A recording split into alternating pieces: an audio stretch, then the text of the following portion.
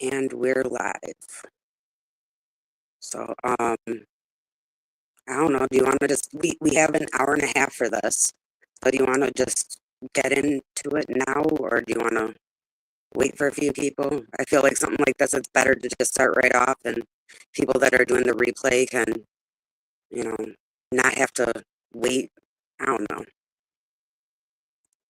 Yeah, it's your show. I say we just go for it. I mean, I don't see any reason to waste time and anything like that. So I just say, go for it and we'll just take it from there. I'm sure people come in as they do.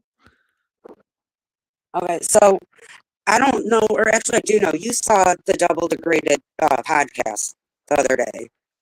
Miriam and Audit, they have a podcast, Double Degraded, and they had Jason Polycron, I think is his name, and Yes, they were sir. talking.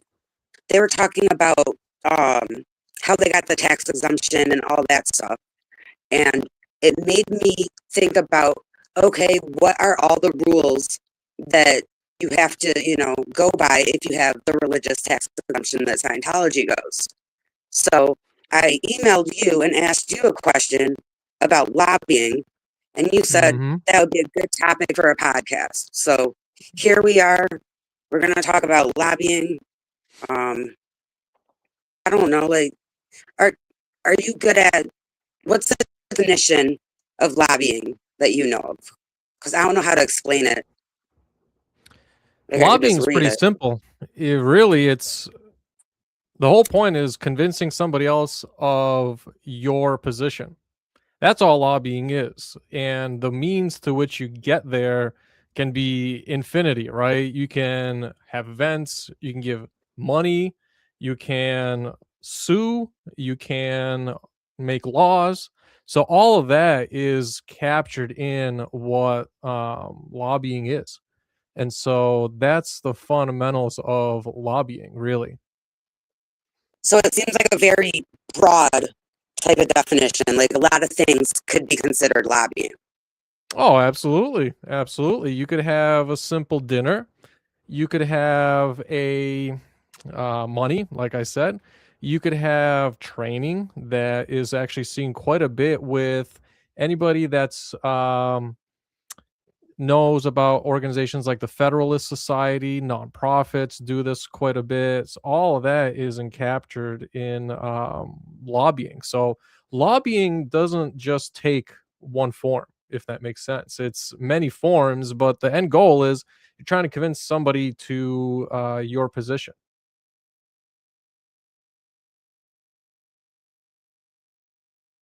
Cut out. Sorry. Are you back? Yeah, I can hear you. Okay. I was trying to fix my audio. Sorry. Um. So okay, lobbying can be a bunch of things. And what about the definition of in the Congress.gov like rules that I saw for tax exemption? It was talking about substantial lobbying. Is there a definition that you know of that's like a government definition of what substantial lobbying would be? Because I couldn't It's find just something that a difference. It's yeah, it's just the difference between the amount of influence by means of money, quantity of agents that you have, and the degree to which you are executing your means of lobbying. So whether you are a for-profit corporation that is either publicly or privately traded, it could be that you are a registered lobbyist that heads think tanks like the Heritage Foundation. It could be a union that does a lot of policy related lobbying.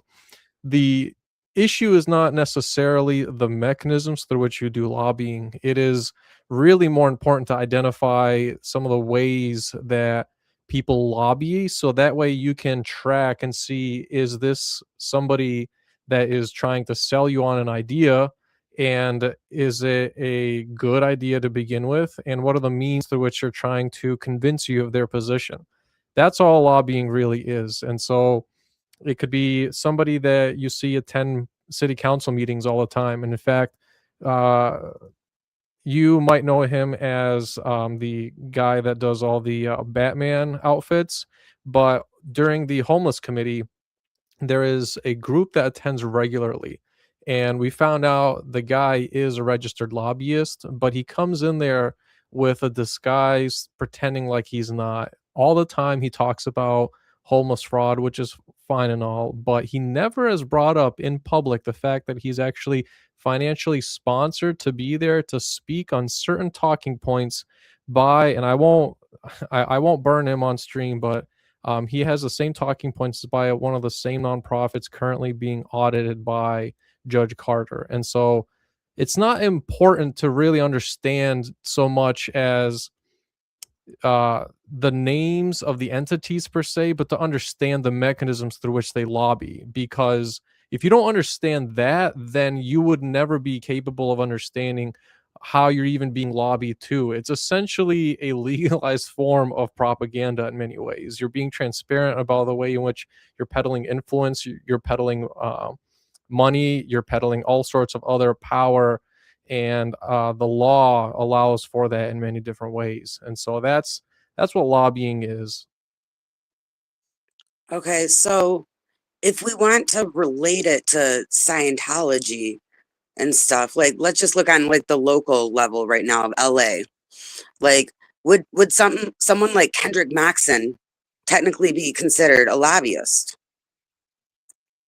even Well, though he's a haven't lawyer? checked if he personally is the lawyer for the various lobbying agencies, but Scientology does indeed have various organizations that are registered lobby organizations.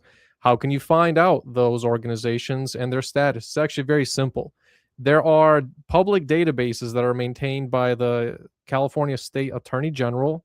Right now, Rob Bonta holds that office.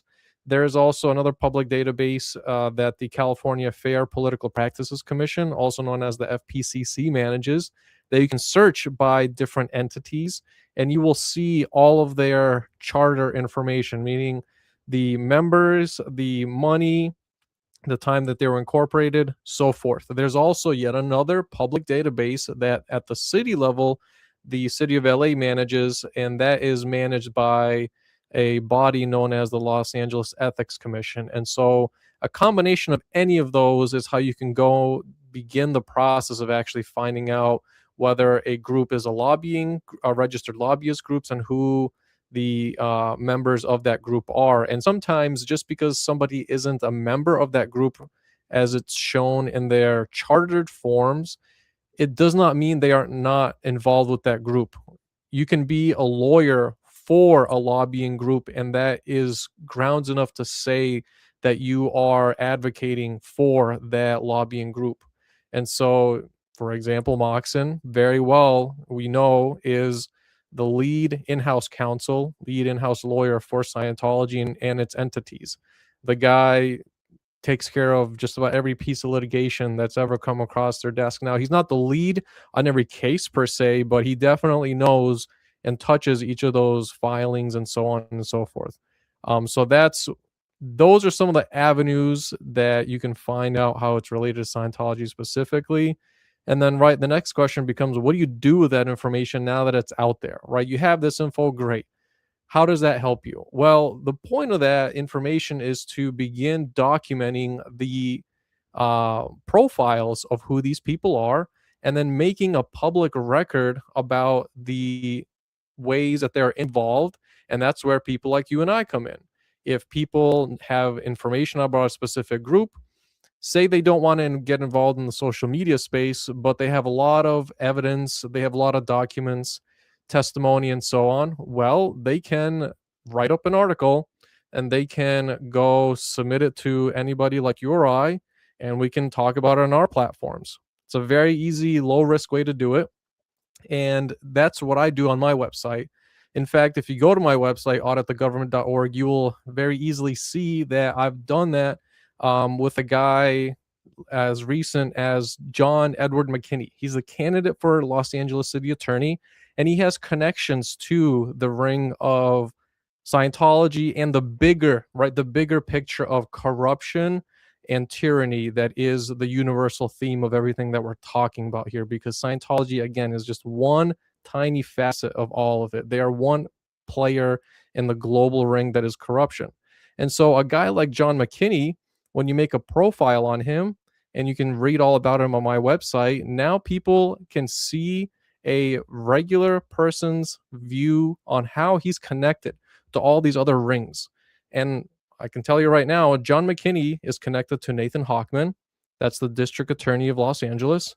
Nathan Hochman was interviewed by Audit LA in public and asked whether he meets regularly with political campaigners and other influencers of Scientology, namely Janet Wieland. And Audit LA caught him in public by City Hall saying he does indeed meet with her and on a regular basis. And so now we've tied an upcoming candidate for city attorney, tied to the district attorney, tied to a strong, well known lobbying front, even if it's just a single influencer to Scientology. So that's another reason, if you're a local and you get to vote on this, you don't want McKinney to win, is That's because right. he's listening to the lobbyists for Scientology. And that is a great piece of information that people can now take with them to the polls. We know McKinney's lobbying background. I've detailed all of the different entities that he's incorporated, the funds that he's received, the different agencies that have made public stances endorsing him. And that's essentially what you're looking to do when you go down this rabbit hole. You're really just trying to publicly document in a summary and concise way to explain to people that this is how these people are involved in whatever your cause is. And that's the goal. That's the whole point of going down on this mission. It's to put together a profile. And if you don't want to publish it, you can reach out to people like us that do have a platform to put it out there for people so they can be educated. Okay, so I remember that there was this attorney named Bill Delvac, and Delvac, he was that's right. registered to lobby for Scientology about the street vacation and stuff like that. So when you have the groups you're talking about, or like Bill doing this, like, does that count as Scientology lobbying if someone else is doing it on their behalf? Yeah, they're peddling influence. It's no different. They're peddling influence, and their influence happens to be their crooked ways. And with Delvac specifically, I can tell you it was a very nefarious ordeal. Delvac had been misrepresenting to the city how we, being people that are advocating against the corruption of the city entangling itself with Scientology and other criminal agencies, he was representing to the city that we were violent, that we are the cause for why Scientology was being supposedly forced to seek a vacation of their street, forced as if to say that we were the ones that had caused Scientology to push us out of the public sidewalk, to violate our First Amendment rights, and to use the excuse or the justification of religion to do so. And that whole propaganda narrative he created actually led to a long and good enough point where the council member of District 13, Hugo Soto Martinez, was actually seriously entertaining vacating a public street known as L. Ron Hubbard Way for a political favor to Scientology so that they would shut up about their concerns. And that is what we're talking about here. It's not just words at the end of the day. In the case of Bill Delvac, he specifically had a mission in mind that was also Scientology's mission, which was to vacate a public street, to violate our First Amendment rights, and then to do so with a false narrative by stating that we are violent, that we are the cause of all Scientology's mishaps, which is quite ironic if you actually understand how the religious teachings of Scientology work, where they say any sort of mishap that you come by, you did it to yourself. So I find that very ironic. But back to your point, that's what Bill Delvac was doing. he was peddling influence, he was creating narratives, and he was lobbying for Scientology. Okay, so when you lobby, I would think you're sort of most times you would be promising the politician something, sort of like a quid pro quo or whatever, right? Like, wouldn't that be the most common way that these people are Not lobbying? necessarily. Not necessarily. It can simply be that it's just influencing somebody to adhere to your position. So you don't have to give them something for something. It's just the fact that you are lobbying for a position. Like you and I are lobbying for the city being against getting involved with a criminal enterprise like Scientology, right? A domestic terrorist group like Scientology. That in and of itself is lobbying. We don't have to be registered lobbyists to do that. Okay, we can file our grievances and we can lobby by various means, from public comment, from writing letters, from holding events, live streaming. All that counts as peddling influence and creating a narrative. Okay, so going on that point, like, okay, if it's such like a loose definition or whatever, a wide definition of what lobbying is, let's go back to like I asked you about Kendrick, but what about like would Jennifer Kroskopf or Susanna Ferosa, four names, she has all these different last names, would those people be considered lobbying? Even if they're not registered on paper to be lobbyists, would the actions that they take count as lobbying? Well, it would. Again, the definition is not that you have to be registered to a corporation. When you are registering a corporation and you are using that as a front to influence somebody of your position, the reason you do that is for various tax purposes. You get tax breaks uh, based on how you incorporate an agency so that people can funnel money to allow you to do your various lobbying activities. So you don't have to go down that route, but that is the whole point of people that register lobbying entities, because they open up their bank accounts for big floods of money from corporations, from wealthy donors, and the like.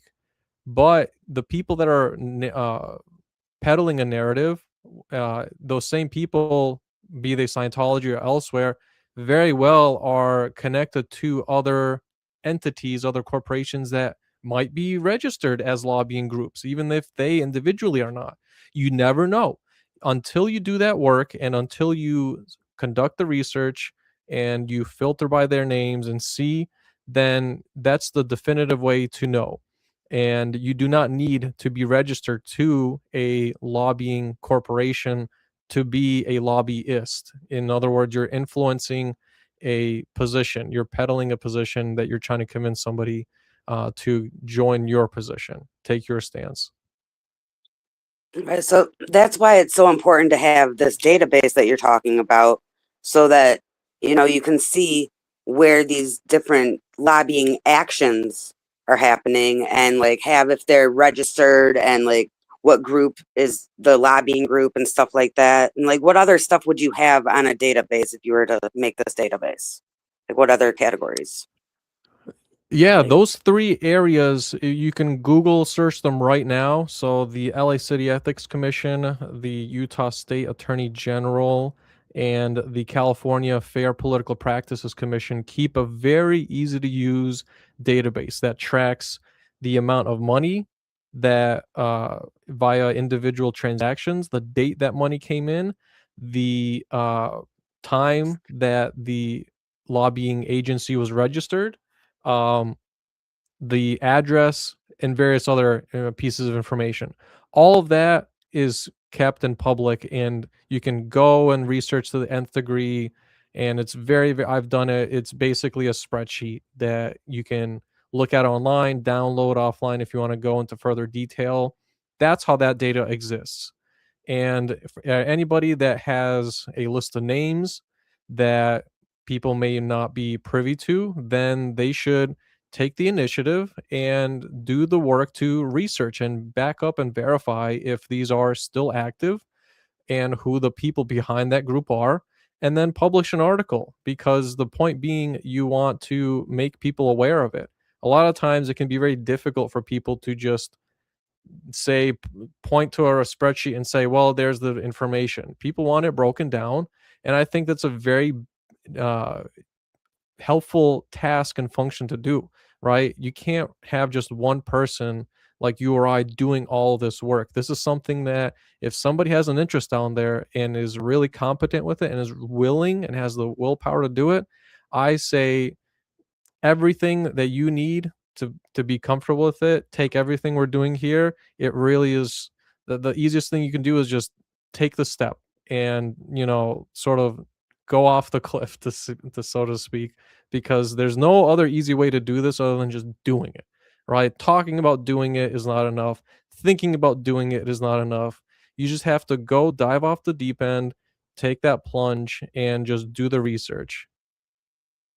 right? And it's not just LA, like IRS is federal. So like any state or That's right. territory, I guess, in the United States, there could be, you know, probably not as much as like in LA or Clearwater, but I'm sure that there's lobbying with Scientology going on in all the other states that they have orgs in, right? Like, Absolutely. This goes for anybody. There is in America, there's a state level registrations and then there's federal registrations. So every state has what I just described. At the city level, they have these public databases, and at the state level, the people that usually keep it are the Attorney General's office. And so you can always contact them and you can work with them. And I've done it. It's actually very, very powerful information that's already out there at your fingertips. Most states in America already have these online dashboards where you don't need to speak to anybody. You just use it at your own time and it's all for free. And so, absolutely, this opens up the conversation to more than just LA, right? More than just California, Texas, New York, right? Florida, all these different areas, and internationally as well. Other countries have similar databases that they keep for lobbying groups. And so this is critical work that I think is very much needed, especially in this space. And the more the merrier, right? People might be good at writing, take up the writing part. People might be good at researching, do the researching part. Come together, and then the finished product is a neat little article. And then you talk about it in a podcast episode like here, and people then voila becomes on the official public eye, and people can digest it, just like with John McKinney. okay, and talking about articles, I don't know if you've seen it, but Audit LA a while back, she on her Substack, she did an article about lobbying, and it's very, like in depth, so many details. It's a long Substack article, but Yeah, and if you could post a if link the to that. mods, yeah, plug that Substack link. Everybody should go and check out Audit LA Substack. It's But free, and she does a lot of good work. but she was telling me that when she was doing the research for that, she saw that there's different times where there seems to be more lobbying happening, and then where there's, sort of like a break in, or not a break, but it sort of slows down. And from what she said from this is that when there was a Republican president, or, like when the Republicans were running things in the federal government, that there was more lobbying. But then, like when Biden was in, they sort of slowed down a bit. And then Trump came back, and then it sped up again. And I don't know, I haven't seen the fact, that's just hearsay from her, but I'm sure she covers it in her article. But like that's interesting to me. Like, why would why would they only lobby when one party specifically is in control? Well, I think there's definitely trends you will inevitably see. There's times of the year that certain lobbying actions make more sense based on when things like the House is back in session versus when the House is on recess. So that's definitely one factor that contributes to it. Similarly, at the local level, like we have in LA right now, the city council is in recess and they won't be back until another couple more weeks, and that's to be expected for the summer break that they have. And so that same trend can be seen very likely in other cities and states across the US, and likely you'll see that internationally too, with other foreign lobby agencies doing the same thing based on election season, both federally, statewide, and locally. And so those are usually the biggest contributors to the um, upward and downward swing of when lobbying activity happens. Okay, so if we're talking about like trying to get rid of the IRS exemption though, it would have to be anything like in America. Like the international things would not mess with their, the substantial lobbying part of the exemption, or do they Well, factor you in? gotta understand how it works. So, first of all, the IRS is a United States government agency. It's not, a Spanish government agency or a British government agency. It's in America. And it's a federal agency, meaning it is operated by the federal government. And the commissioner of the IRS is also an appointed position. It is not a elected position, meaning that they are internally hired by the administration that's in power at the time, and usually kept unless for whatever unforeseen reason they get fired. It's just like a typical job you would normally apply to, but it's a politically appointed position. The point being that if people were talking about the delisting, right, of Scientology as its tax exemption, what they're talking about specifically is their 501c3 tax exemption status. And that is a specific qualification you get based on a IRS code to give you certain transactions and certain activity that you can then claim to be tax exempt from. And so that's specifically what you're talking about. And to do that requires a very large series of steps. It's not going to just be a one off step, but people need to understand how government really is organized in America. And so that's what we're talking about here. IRS is federal, it is based in America only, and other nations across the planet have already decreed to different degrees about whether the enterprise of Scientology is allowed exemption from taxes, to what degree, and other nations like Germany will also outright ban people that have any sort of affiliations with groups like Scientology from holding positions at the government level or the public sector in general. So that's the answer to your question about how the IRS operates, and how it relates to the rest of the world. And obviously, at this point, the person that is in charge of the IRS right now is not the person that was in charge when they gained that exemption. That's correct. So, like, they might have, I don't want to use the word safe pointing, say they have less safe pointing, but they have less of the, or I guess the Scientology could have been lobbying to them at this Well, when point. we talk about safe pointing, that's I know that's a unique lingo internal to Scientology, but the universal word for that is somebody that has been lobbied to.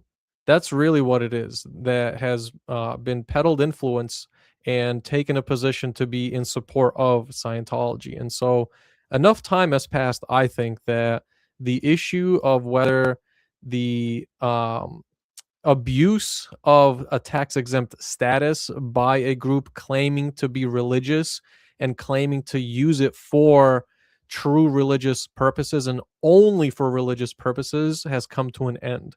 We have seen time and time again that religious groups have just grossly abused that position of getting exemption from taxes to conduct political moves. And that's quite literally what you're not allowed to do when you've gained 501c3 tax exempt status from the IRS. There are strict qualifiers and very clear limitations on what you're allowed to do with your influence and money. And one of those bans that goes universal from Scientology to the LDS to Judaism and so on is that you're not supposed to engage in political activity, especially when they do something called a ballot harvesting, where they tell all their followers to vote a certain way, and they do. And so this is the true universal issue at play here, right? This is really the thing that people need to be made aware of, and it needs to stop because we have seen that be abused in a wide variety of issues when it comes to reproductive health care, when it comes to a universal basic income, when it comes to universal basic health care. These political groups have lobbied very hard to create laws that are very destructive, do not provide universal health care, make you pay big money for basic services and so forth. And so this is really what is at stake, and how these various aspects tie in together. Okay, so you were talking about how, they sort of tell their people who to vote for and all that stuff. And I find it interesting that I don't know if it's 100% of the people that have Big Blue as their address, but I'm pretty sure it's close to 100% of them voted all for Trump. And that's in Los Hmm. Angeles, where it's very liberal. So That's that right. doesn't make sense. So do they have to specifically tell them, or what would be ways, like, are there loopholes to that where they can, sort of hint you should go this way? Is that how they're getting away with that? Well, what they do is outright they just tell them, and they peddle their control because of the thing they hold over their head, which is leverage. And that leverage is, if you do not obey our command, you will not be able to be part of our group. And that means you lose access to family. That means you lose access to friends. That means you lose access to some of the apartments that you're living in. That means you lose access to your very low rates of rent. That means you lose access to job opportunities. That's the leverage that they hold over people's head to force them into doing what I just explained, which is ballot harvesting, where they command their audience to move and vote in such a fashion. And one of the things on the tax exemption thing that they have to follow is they cannot do partisan politics. They cannot tell you who to vote for, and they obviously are telling them who to vote for. It's very obvious. I mean, Scientology is not the only one, but it's very obvious. I've seen it where there was a journalist that frequently does police audits. He's called Long Island Audit, and he went over to a church event somewhere in Jersey. There was a local election happening, and he was videotaping a public event by one of the politicians who was invited by a local Baptist church to speak specifically about his campaign election, and to speak specifically about how he was endorsing another politician for another nearby local election. And that is quite literally what you cannot do. What happened to him is he got brutally beat, he got arrested, he later sued. But the long story short is that that is one of many examples that a religious group has abused their tax exemption because their building, which is a real estate asset, is exempt from those taxes to do political bipartisan action, which you're not allowed to do. And so I agree with you. It is very common. It's a big issue, and it's happening every single day. And wouldn't it kind of be the same thing with what they were doing with Karen Bass back in the day? Like, where they were, I guess, instead of saying safe pointing, they were lobbying to her and got her to come say all this positive stuff about Scientology on their stage. And I guess in return, they were going to support her, and they probably gave her a bunch of votes and everything. Like, that would be the same type of thing. Yeah, they invited her for the guarantee that they were going to have their people vote for her. She likely either paid or they paid her to be there, and she gets access to all sorts of other backdoor dealings with connecting privately from other venues that they might offer, and so on and so forth. And so that is one of many examples, right? And she was in that video that people so famously know today, was actually originally published by Rick Caruso and made super viral when he was running for the LA city mayor. And it went super viral. I mean, LA Times and various other big corporate media picked it up. And so that's one of many examples, right? And they're not the only ones doing it. And in fact, actually, right now in the LA sheriff's race, uh, Villanueva, who's running for LA sheriff, tried to do the same thing. And Audit LA was sharing the information out there, and Will caught hold of it. I caught hold of it, and a bunch of other people did too, where they stopped him from attending a Scientology meeting for his political campaign endorsement of LA sheriffs. And so we're seeing it right now play live in modern times. And a lot of it seems to be so obvious and so blatant. They're not like trying to hide it, even though part of their tax exemption says that they got to follow these rules. They just like with the permits and everything like that, they just don't care about the rules, it seems. It's because I agree with you, there's not been enforcement. There's been few people to actually prosecute the issue. And with enforcement, people need to understand how government works. So number one, with enforcement, there is several ways that people can be prosecuted when they violate the law. Number one, you have at the local level the city attorney, which Los Angeles does have one. You can also have at the county level the district attorney, which Los Angeles County does have one. Those are publicly elected positions that have a 4-year tenure, and they're staggered. You also have the state level. At the state level, you have the Attorney General's office, who also has the authority to prosecute people who violate these political campaign laws. And the governor as well can also call for the legislation to consider making stronger laws to further punish people.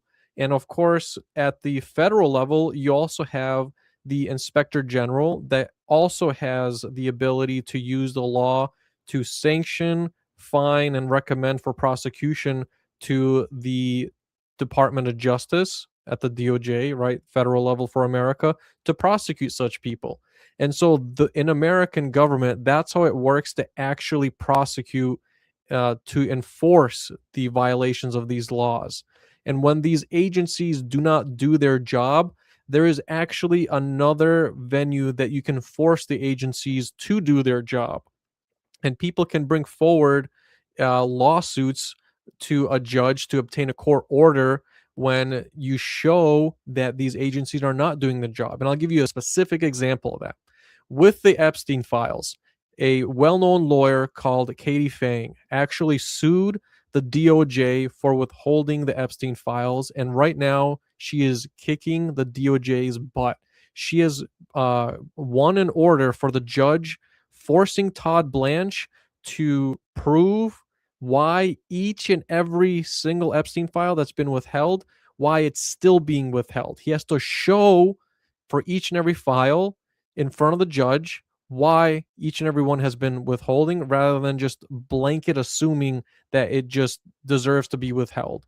And that's in process right now. And so that's how you use the law to actually enforce these, even if the individual government agencies that are supposed to prosecute these are not.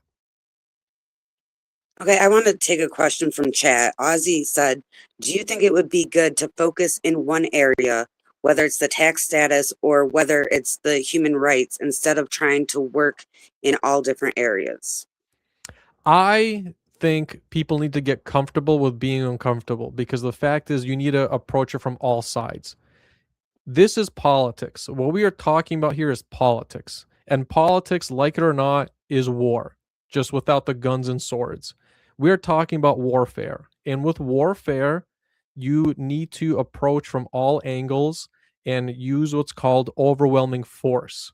You cannot pigeonhole yourself in just one avenue, because what's going to happen is one avenue is going to be exhausted, and you're going to leave all the other options completely cold and unused. Then you're going to have to pick up each and every option individually when you could have done it in parallel. I think people really need to, if they truly care about this cause or any cause really, you need to approach it from all sides. Different people are good at different things. Play to your strengths, work together, and I'm sure people will eventually figure out how to effectively self organize. People will write articles, people do research, people come together, do podcast episodes. All of that is needed, not just one. That makes sense. Like, so I don't want to say attack. I hate using that, but like you said, it's like a war, so you attack them from all angles. That's right. Politics is war. Now, we were talking mainly about like LA, and we talked about other places still, but as far as like on a national level, a lot of us have heard about Mappin, and he, as far as I know, is not registered as a lobbyist for Scientology, but he does a lot of lobbying for them, right? Are Well, you familiar that's a with him? very good point you can bring up, because when you see people that are doing a lot of lobbying, it's a very normal question to have. How are they being paid? How is it that they can take these trips? How is it that they're having dinner with all these various government officials? How is it that they're paying for all of this? Who is sponsoring their time? And those are all questions you can pose to the various oversight bodies that audit these lobbying agencies. And so that's yet another rabbit hole to go down and write articles and make podcast episodes on people just like that. So I'm glad you And, brought that up. and there's also a couple other names if someone wants to look into their stuff. I haven't been able to dig too deep into it, but there's a Dr. Linda Lagerman, who is, I think, an official lobbyist for them. I think she's registered for them. And there's also a guy named Greg Mitchell, who, if you've done research into Scientology, you probably heard his name before. I've heard his name before, but I didn't think of it as like a lobbyist when I heard his name. But it like you said, we got to attack it on different levels, and there's so much work out there to do. Like we can't do it on our own, like I can't do it on my own, you can't do it on your own, audit can't do it on our own. Like if someone out there is listening and they want to just do the research, go down the rabbit holes and send it to someone that can put it out there more public, do it that way. But we need a lot of people looking into a lot of different things with this. And like you said, to get rid of their tax exemption, it's going to be a journey. It's not going to be something really quick that happens. It's going to take a lot of work. Absolutely. And listen, I want to applaud you for taking the initiative to begin having this conversation publicly and really critically analyzing what it takes to make something like this happen. Because it takes a lot of courage, a lot of bravery. And I think I mentioned it in my post yesterday. You don't have to be somebody like Gigi and I that are doing a public podcast episode or attend a city council meeting and make public comment or write letters. People should play to their strengths. If they're a great researcher, then do the research, get the documents, and then hand it off to somebody that is a great writer. If somebody is a great writer but doesn't have a platform, finish the writing and then hand it off to somebody that does have a platform to publish it. If people are great natural speakers, come on a podcast, explain your position and explain your reasoning. That's another great way to tackle it. But you're right. We need to approach it from all angles. What you are starting here, this ongoing public discourse, is fantastic. And I want to applaud you for that, because I know it is not always easy to find your voice. But like I said, the only easiest way to get over that hurdle is you just got to take the plunge. People just, however, they're going to choose to support, whether it be financially through donations for people like you and I to do this work, whether it's be the research, the writing, and so forth. You just have to take the plunge. There is no set formula for you to be the proper activist. Okay. If there's an area you feel most comfortable with, stick to that, do that really well. And that would make much more of a positive difference than trying to play to all different angles. I do my parts really well. I just so happen to be able to do a lot of different things. And so I can play to some of those to a good enough extent. But like Gigi said, we're only two people. We can't do it all. And to expect that is just not helpful.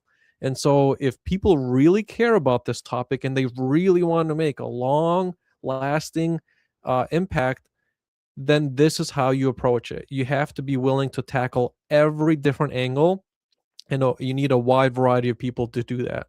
It's not going to just be a one and done. It's going to be many, many, many series of steps, many, many more conversations, many more articles, videos, so on and so forth. But they have to be specific and on topic. Like right now, we're talking about the lobbying aspect. And that's one of many aspects to this bigger issue of anti corruption and how religious groups like Scientology are leveraging the government to do their bidding and influence them. And so I want to applaud Gigi for being really, really consistent and adamant about this. And I hope this inspires other people to do this work as well in their own unique way. Like I said, doing the research, writing articles, making videos, it can look like a million and one things. You just have to be willing to take the plunge.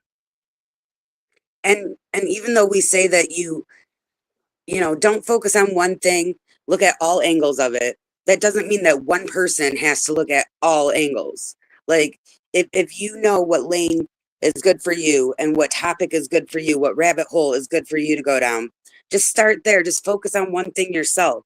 But, like someone else can think of a different topic and go on that, like you don't have to overwhelm yourself just to take part in, helping with this and, getting things done, and even if you just do a little bit, like send in a tip to someone, that helps too. Absolutely. I've had a lot of people guide me along the way with information. And so all of that counts, right? Every little bit. And like you said, you don't have to take it from all angles. If there's a particular lane that you're really good at, stick to that lane and just do that really, really well in consistency. And you'll be amazed with the results. And with something like this with lobbying, it might be cool for someone, like if someone's in a different state and there's not really a big spotlight on Scientology there, like say someone's in Iowa. I'm sure that there's some Scientology, presence there.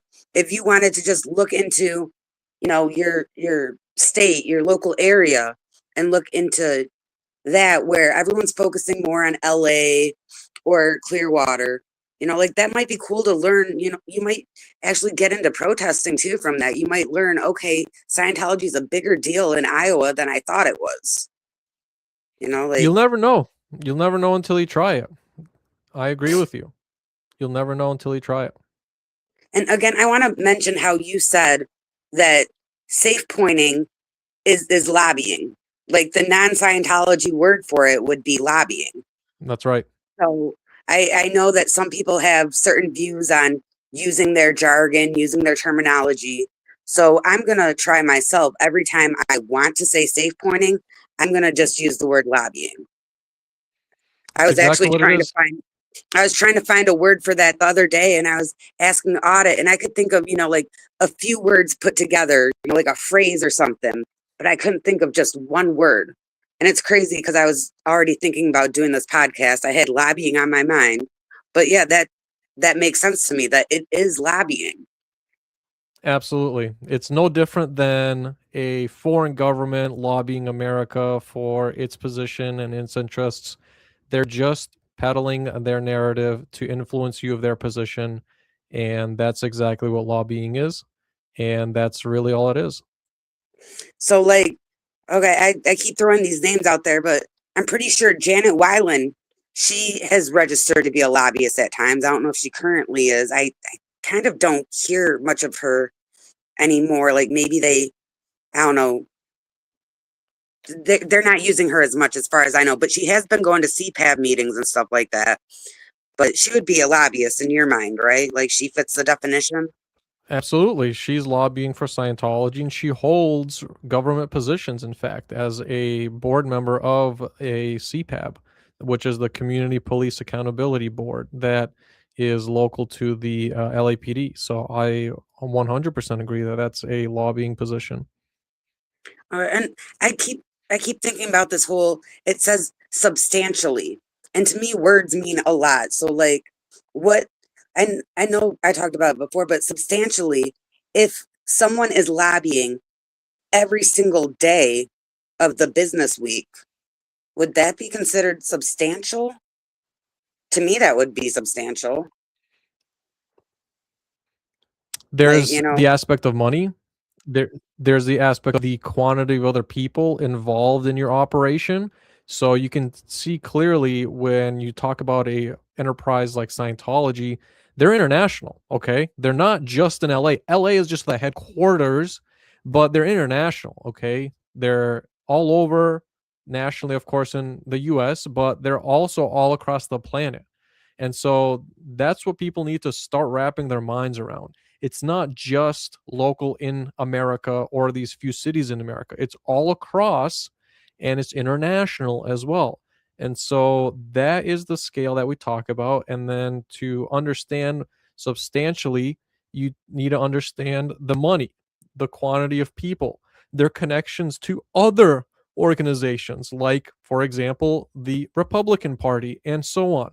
All of that plays into understanding how the lobbying operation works and the manner that they're doing it in. Okay. And there's something about lobbying where when I was looking at it, in order for you to have to register, at least in LA, to be, on the lobbyist list, you have to be paid.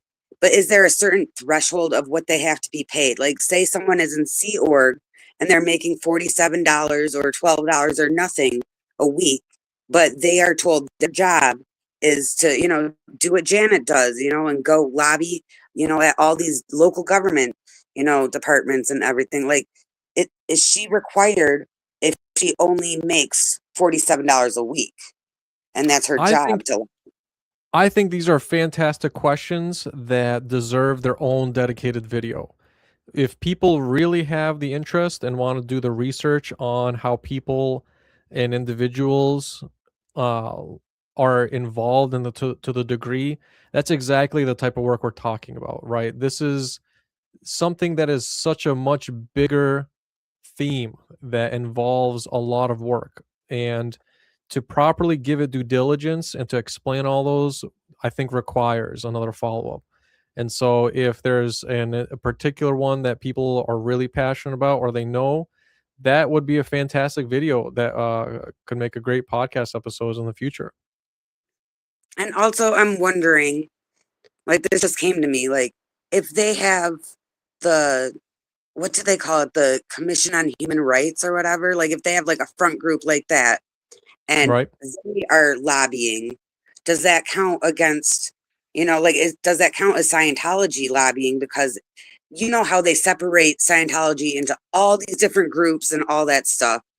Does it have to be specifically, the Church of Scientology, or can it be their front groups counting as lobbying for Scientology? Well, that goes back to the point of doing the research, where you'll inevitably find how these different registered lobbying groups are connected to each other.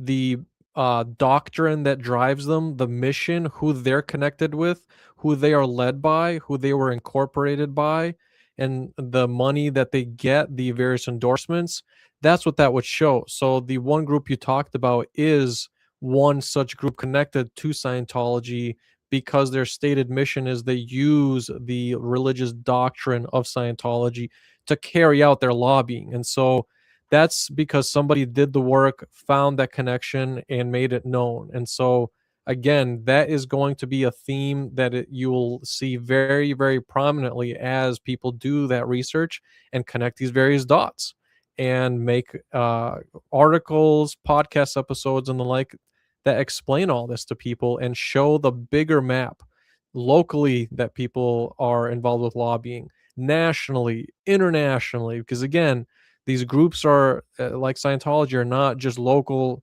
in LA, they're internationally. They're all over the planet. Okay, so I'm thinking one of the first steps, or not the first steps, but a big step at the beginning of this would be if someone could figure out, like, get L. Ron Hubbard's words, the doctrine or whatever, that tells them that they have to, listen, or they suffer these consequences. There's a lot of his words or whatever, but if someone could put that together, and they don't even have to specifically look into certain lobbying actions, but it could still help the people, that are doing the deeper research. Like there's smaller steps. If someone wants to get involved and help, they can just take these, smaller steps, and then it'll help other people go further with it. Absolutely. I'll give you another way that if people are really interested and care about doing the work, somebody can make a video where they use the website online showing you how to do that research from public databases like the LA City Commission and the California Fair Political Practices Commission, and how you scroll by the data and read it. All of that is legitimate, helpful ways that will help in the long run, talking about lobbying, identifying, profiling these people, and keeping a public record of their misconduct, because there's going to be a lot of misconduct. And you're going to see very quickly how they all play off of each other. And you'll likely see their leadership is going to be a lot of the same names popping up. Okay, so Ozzy is asking, do you think online petitions would help? Well, it depends on what you mean by online petitions. I think if people are ready to petition, they really can get the biggest bang for their buck by doing it locally. And if there are other people that have better knowledge of, say, the national level and they're connected federally, that's another way that you can go, writing letters to congressmen and the Senate. But all of that is a viable path. I don't think people should stick to just one path. I think people need to play to their strengths. If they have an online petition, remember that an online petition means nothing without action. If you're just going to have an online petition sit there and do nothing without writing to government officials, without attending hearings, without submitting public comment, without writing complaints, then it means nothing. You can't do just one of these and for it to expect to be magically, successful on its own without having the support behind it. And so, a big take on like a petition, you need to be strategic about how you're going to execute that petition. There's a lot of people that are in various other movements, like the environmental conscious people, who don't really do anything after they made the petition. Yeah, you've got a bunch of signatures, but so what? You need to do something with it. You can't just let the signatures sit, because a signature is just that, a signature. What's the actual movement? Are you attending meetings? Are you filing complaints?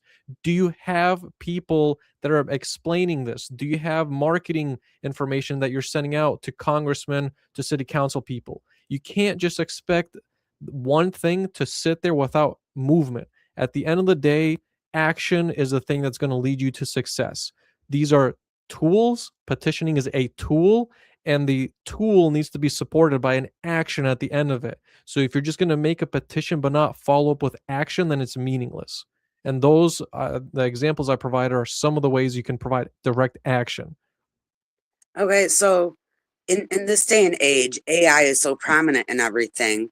Like when I have trouble wording an email the way that I want, like if you want to do an email and you're not confident in your writing ability, or you don't think that it's going to sound, professional enough, you can always go to like Chat GPT and I don't Gemini, I think Claude. There's so many AI out there that can help you. What are your feelings on using AI to help you start off with the emails? I 100% agree with you. I think there is no excuse to at least not try, especially if you're not good at a particular aspect. Like, say you're a good writer, but you're maybe having a hard time with putting together an outline for how you want the article to look. AI can easily help you do that. That's where it does a really good job. And so it has shortened the time for somebody to make an idea to then delivering on that idea. And that delivery could be a video, an article, a public comment, a letter as a complaint. All of that are legitimately useful uses of AI. And I think people should be using it to do just that. especially to think about some of these other ideas. How do you make your use of lobbying effective? How can I make my petition effective? How can I gather support? How can I educate other people on my petition? How can I get their support? How can I explain it to them? AI is a really great use of that. So my go-to is Chat GPT. Do you have a go-to? Like what's your preference for AI?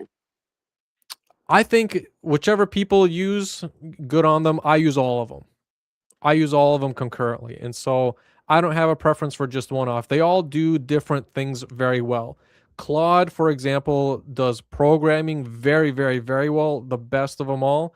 And it also does complex legal writing and analysis really well. ChatGPT is really great for doing a lot of online research and give you a good bunch of lists that you can then verify on your own, as well as writing simple letters like an email or a complaint. And then Gemini can do a really great job, I've noticed, of real time events, especially local events that might be happening in your area that you might have otherwise not heard of.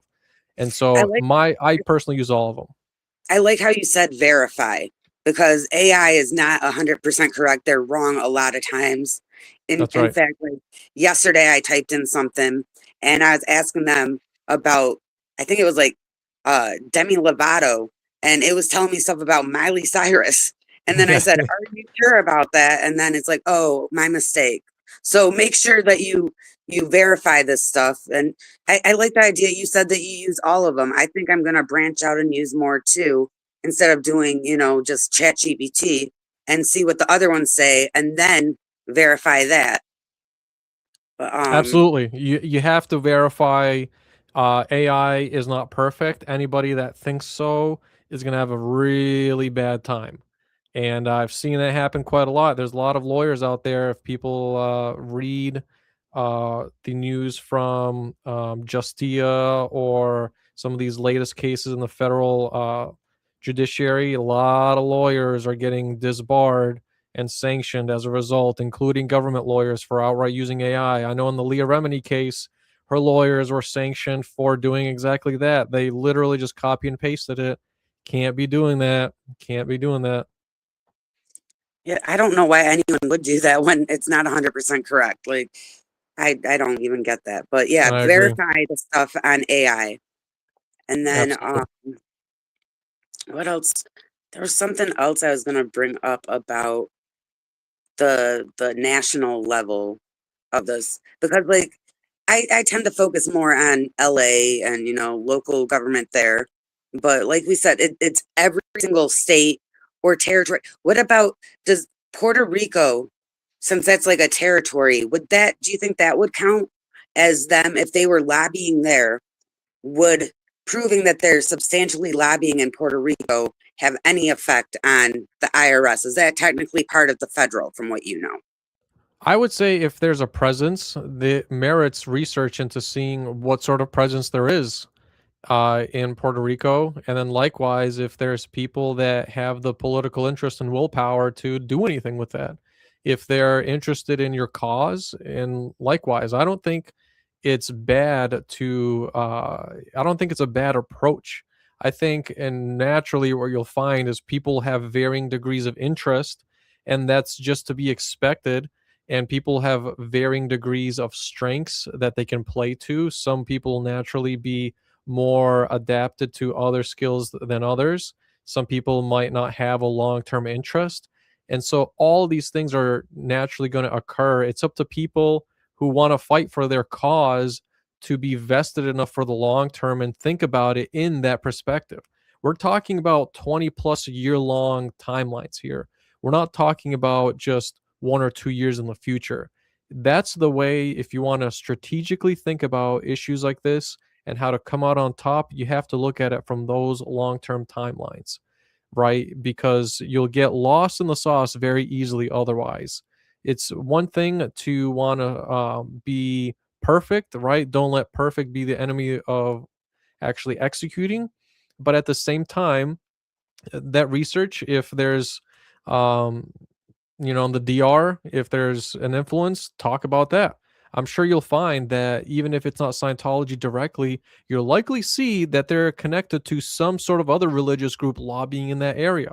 And in fact, a lot of Catholic groups and the like are affiliated with Scientology to a degree, right? There is always a thread to tug on, and you would be surprised on how many other spider webs it branches off into. Yeah, so like it's very overwhelming for me, I know, when I try to think, okay, what rabbit hole am I going to go down? Because there's so many different ones. And then when you go down that rabbit hole, there's like 50 more, and then they keep branching off, sort of like a family tree, how each, level up you go by the time you're like at your great, like your five-time great grandparent, there's like thousands and Yeah. thousands, Well, like so I it's I can interesting. speak to that. So that's going to happen. That is totally normal because it is really that level of interconnection and frankly sometimes convoluted. But you have to pick one just to start. Pick one area that you think you have the biggest interest in, that you would actually care to see through, and then stick with just that one up until the time it gets where it branches off to many, many other things. At that point, you have a decision to make.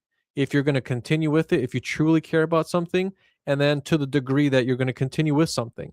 That's where podcast episodes like this can be very effective because I can share information very easily to you, and everybody else has that same information that they can look back to and reference whenever they want.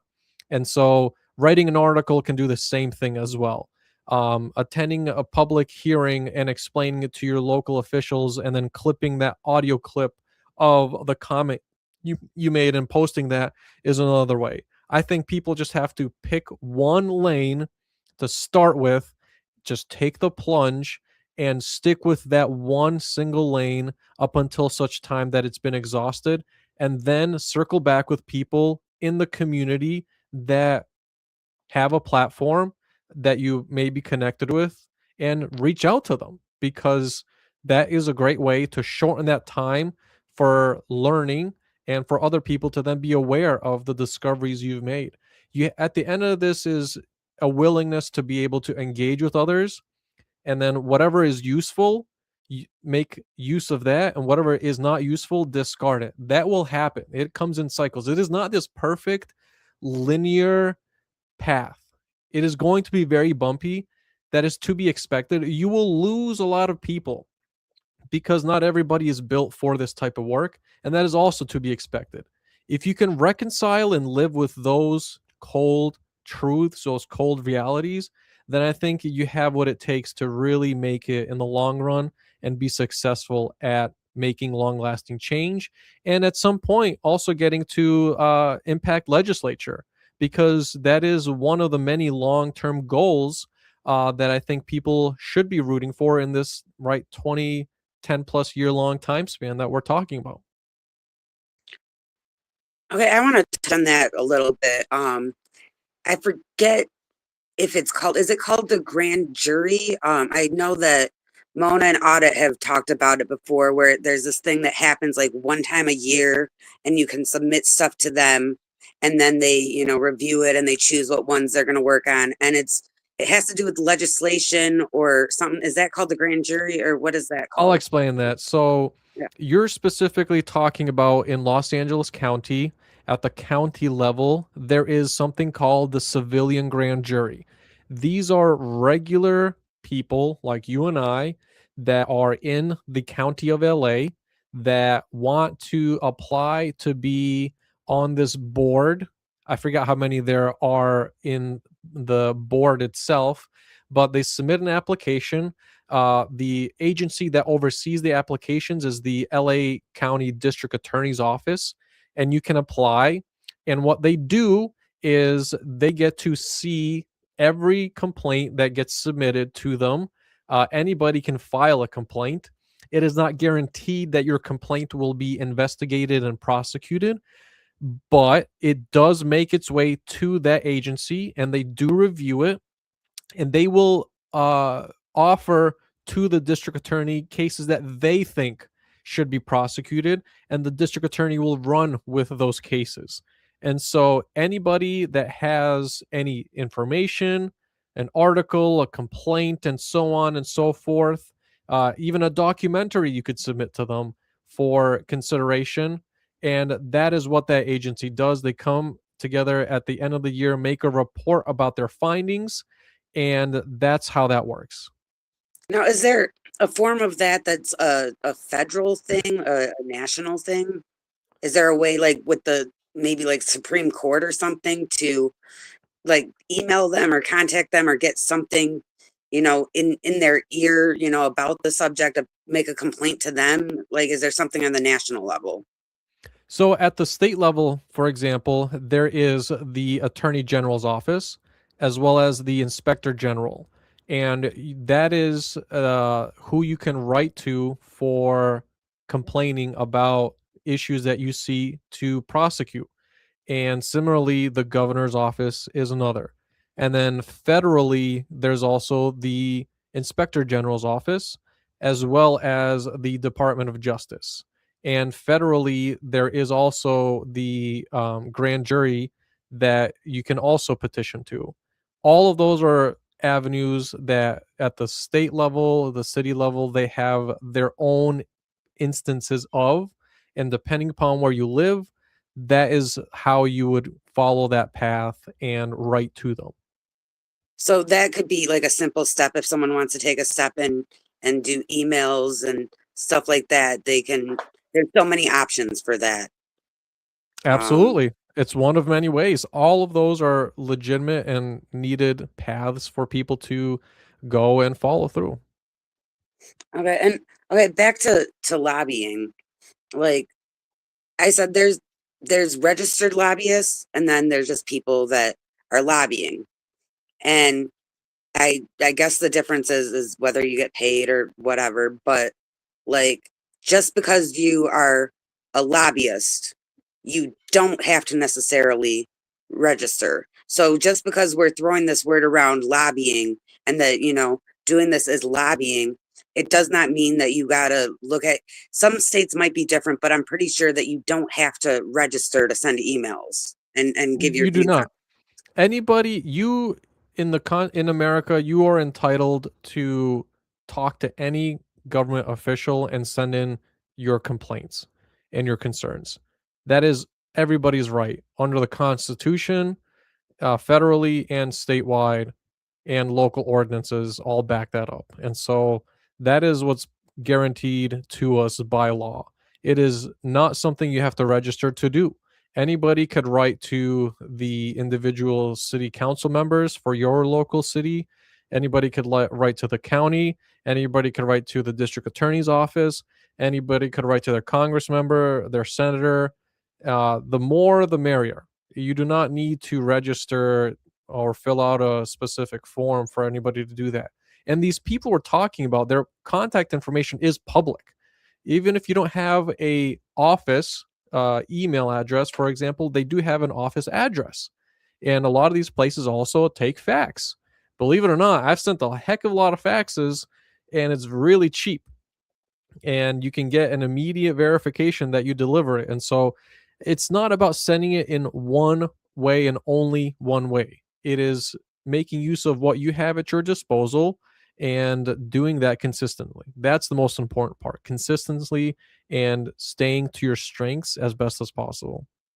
And okay, if someone wants to do like a Twitter post, a tweet, and or what does X call it now? Is it solo tweet? I don't know. But I call it a tweet. if someone wants to do like a social media thing and then tag these, government agencies, these politicians, stuff like that, that is very helpful in my opinion. But does that is it better to do something like you said by fax or email as far as getting things done, and then like the social media is more about getting eyes and ears on it? Or how do you feel about that? I think all of it is legitimate. I think tagging politicians is effective. It is also effective for sending in letters as well. If you are really going to pursue this cause at all of that is necessary. And so my email is always open, right? And on social media, I go by audit the government. It's very, very easy to remember. People are welcome to tag me, email me, copy me. I don't care. I think the more the merrier. And so, similarly, if people wanted to send letters, that is another path forward. Some people like to call. Fantastic. Keep a record of the call. Um, you'd be surprised at how effective it is. And so, I think all of that, you have to be consistent at it though.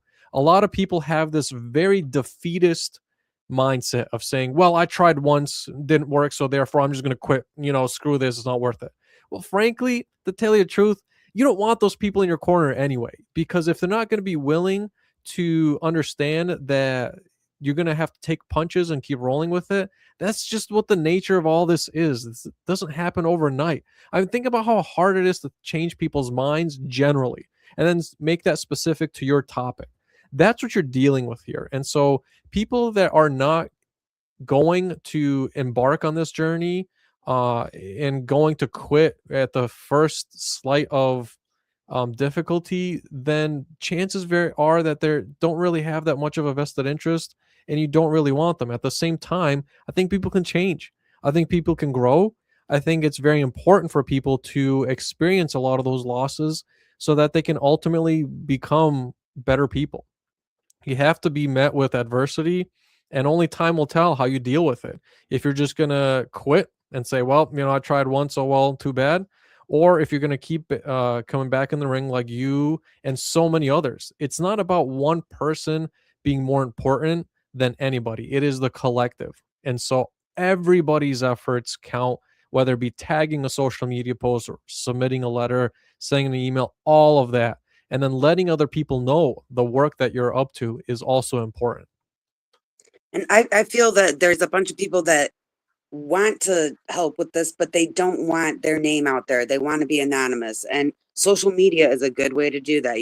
You could, tag the people and stay anonymous that way. But when you're writing to these politicians and the government, does it look better if you use your legit name and stuff like that rather than like a handle?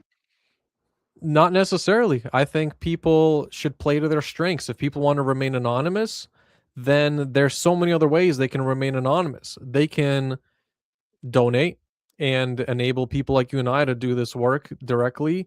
They can write the articles and then hand it off to somebody like you or I to publish. They can gather all the research, hand it off to people like you and I. They can make anonymous accounts on social media and tag our work. That's great. All of that is fantastic. They can make a chat account that they're engaging with alive and asking questions. That's fantastic too. I think people need to understand that it's not just one way or the highway. It's all of these different mechanisms. And so I personally encourage people, especially those that have been survivors personally, to come out, and their voice is going to be one of the most critical in this because they have so much firsthand knowledge and they might not be willing to engage in some of the same actions, but their help can be done in so many different ways. Like I said, donations, doing the research, writing the articles, tagging on social media, right? This multiplier force effect of sharing this podcast, making clips, all of that is necessary. All that is needed. You're creating a counter narrative, right? That accurately portrays the true picture, and all of that is needed. Okay, so Ozzy keeps asking amazing questions. I want to touch on this. She said, is there a world international body that we can contact and send complaints or reports to? Absolutely. The International Criminal Court, ICC. Right now, you can see a lot of information about it, but the United Nations also has complaint lines, both confidential as well as if you want to address your name directly. All of that is another avenue that you can take. Okay, and Audit had a good point there. She said maybe we should come up with templates. That might help a lot. So if anyone out there is good at Absolutely. making templates, go ahead and send them her way, send them my way, Enri's way. You don't have to, be public about it. Just if you're good at templates, that might be a really good step to take.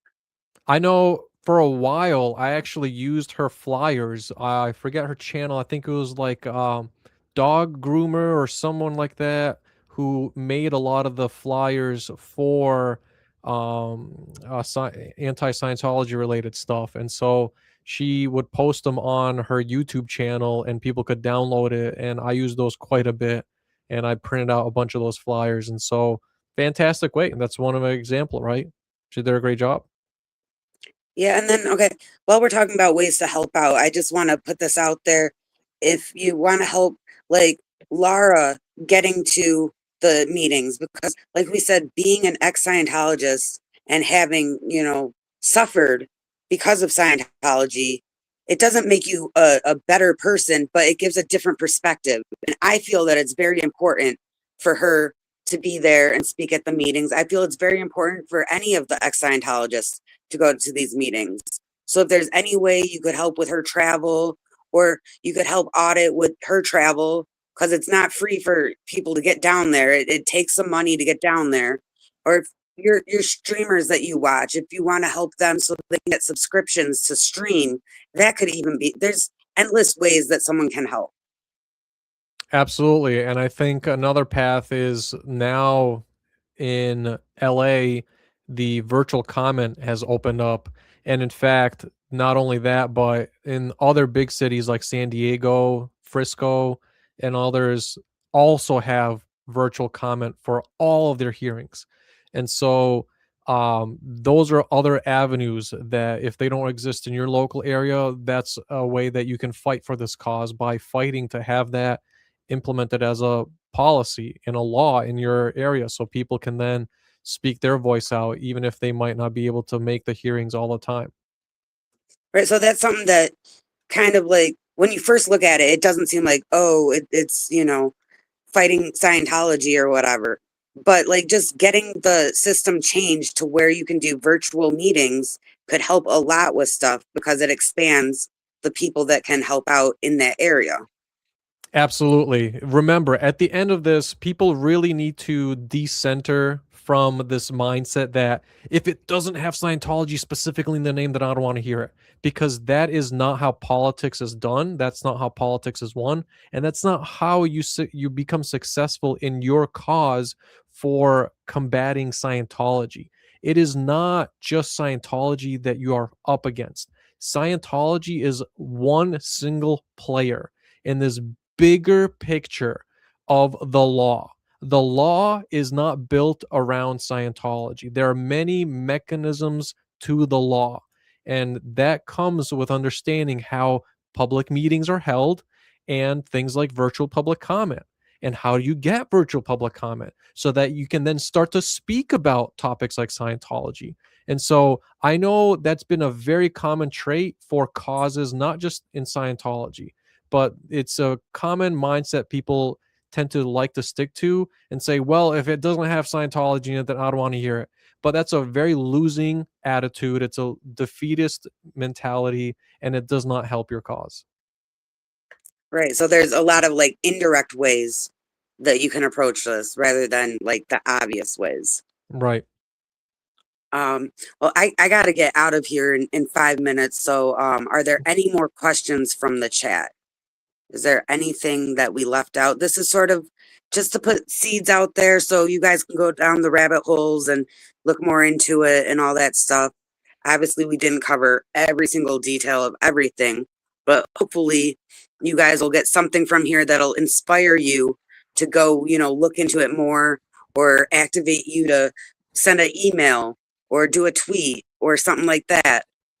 And And I just want to thank Gigi for putting this together. I'm glad that you are really shining brightly with your way of activism, your way of advocacy.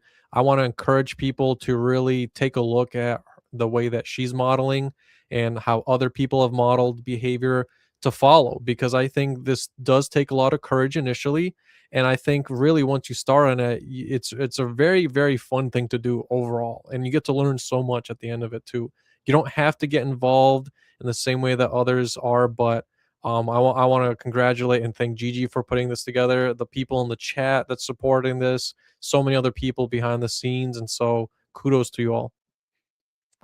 Yeah, and I think there's still a lag. I don't know if there's anything from the chat. I haven't seen anything pop up yet. But if someone could put Laura's link in the chat, and if you guys can help her out, my Venmo, my Buy Me a Coffee is in my description. Enri, do you have your stuff in your channel? Yep, it's in my you can just go to my website, auditthegovernment.org, and everything you'll need is there. All my links to donate, all my other social media, it's all on my website. And if you guys want to donate to me, I would rather you send it to Laura. Like for me, that's a priority. So if you were considering sending me something ever, send it to Laura. Because like she said, it takes like $100 to get down there from where she's staying right now. And I feel it's very important to have people that are ex-Scientologists using their voice there. And, you know, it would really help her. She's using her own money. And yeah, like it would really help. And like I said, not one person is, you know, like the most important. Not one group of people, like just the ex-Scientologists are the most important. Everyone is important to this. Absolutely. I agree. Okay. And oh, you have it on your little thing, auditthegovernment.org. Yep. And if Auditthegovernment.org. people want to email you, there's actually a link on there, I think, where they That's can right. contact. My email's on my website. Yep. Okay. And yeah, I think we covered enough, but definitely let's do a part 3. Let's do this Absolutely. again. Would love to. Thanks everybody for being here. And again, thanks to Gigi and everybody else in the chat for making this possible. You guys have done a great job. All right, until the next time. See y'all later. All right. See ya.